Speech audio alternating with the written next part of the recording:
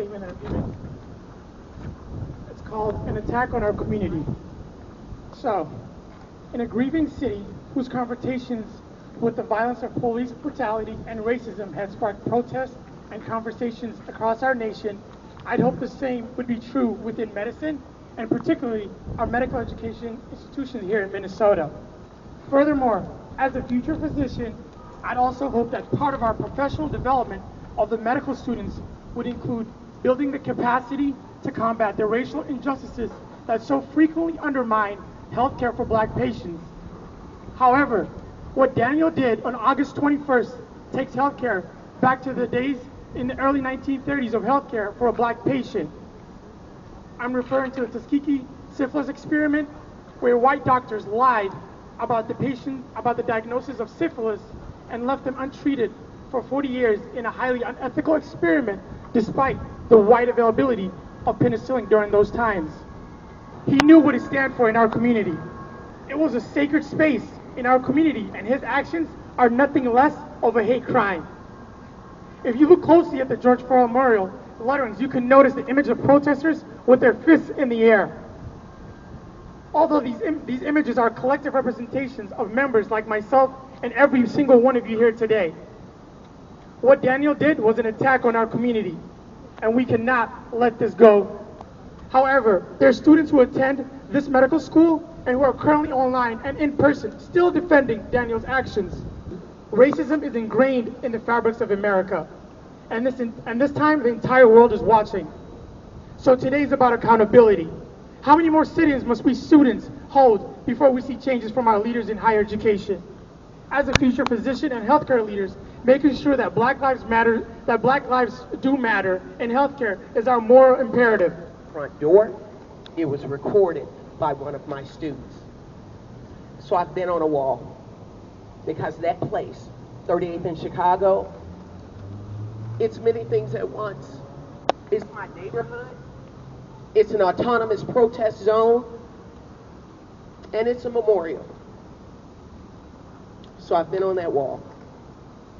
And the night that one of your peers came into the zone, I was walking the perimeter and I heard my neighbor, but also a member of the George Floyd Square community, start yelling. My neighbor, right there, Billy. Professional photographer, Billy. Billy.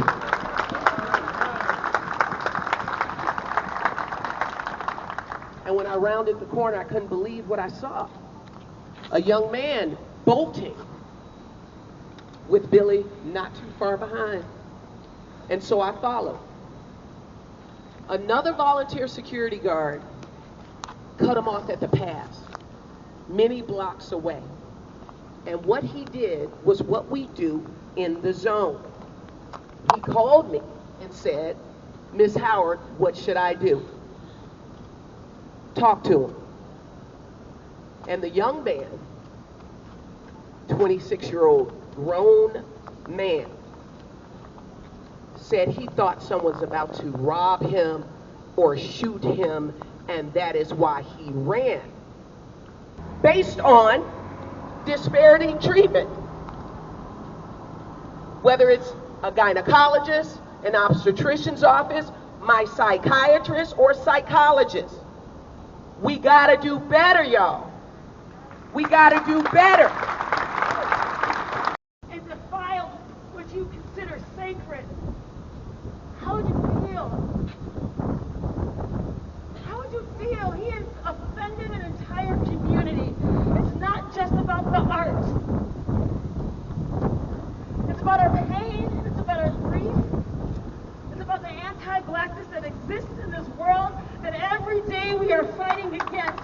And that a white man would come into our home, into our neighborhood, and have the audacity to try to take something away from us.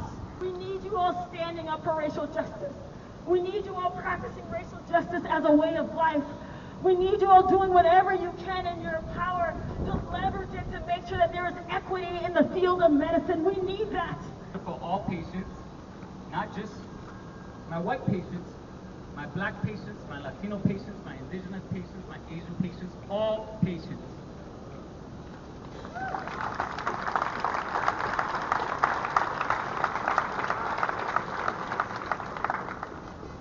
When I heard of what happened in front of the George Floyd Memorial, I can only the only way I could describe what I felt was just complete and utter outrage. I'm going to take you back to what Lieutenant Governor Peggy Flanagan said. She said, that space on 38th in Chicago is sacred ground. And people should be able to come to that sacred ground. He remains paralyzed. These numbing events remind us that we don't have time to ignore racism that is still looming in our country. I hurt, we hurt, our community hurts together. There are thousands of people who have been killed in the hands of law enforcement in this country. And many of them never got the type of recognition, the type of coverage. So when you deface a mural of George Floyd, you're not just defacing George Floyd, you're defacing countless lives who are now being recognized because of the brutality that Daniel was killed. You don't know where you stand because you do the little fake Minnesota smile and everything looks good. No, if you're not out on the streets, if you're not protesting, if you're not paying to see a difference in this state, you're part of the problem. You're part of the problem. And if you want this guy to be trained in Minnesota after what he did, then you're also part of the problem. Because I know how difficult it is to get into medical school. You know how difficult it is to get to the medical school. You know how many strings they pull to try to get you out of the medical school pathway. How about defacing one of the most important human beings who have changed America, who have changed the world